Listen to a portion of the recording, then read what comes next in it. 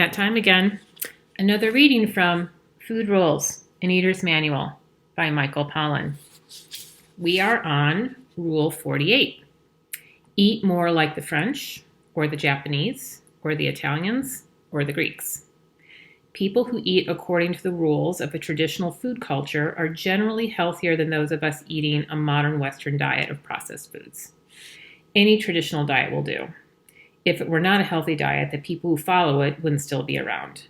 True, food cultures are embedded in societies and economies and ecologies, and some travel better than others.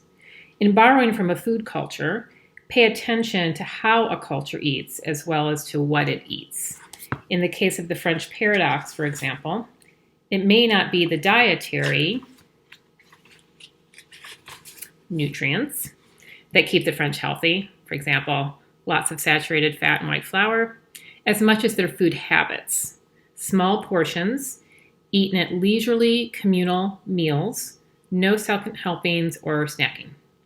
Pay attention, too, to the combinations of foods in traditional cultures.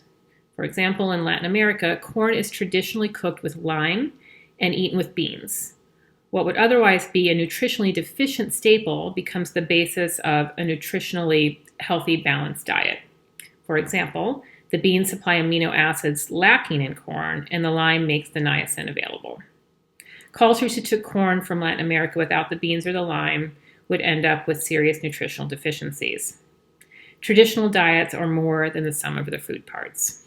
So basically, what this rule is saying is that eating according to traditional culture is not just about the type of food, but the way in which that culture relates to the food, how they combine their foods, what their traditions are around gathering around meals. That all contributes to a healthier diet.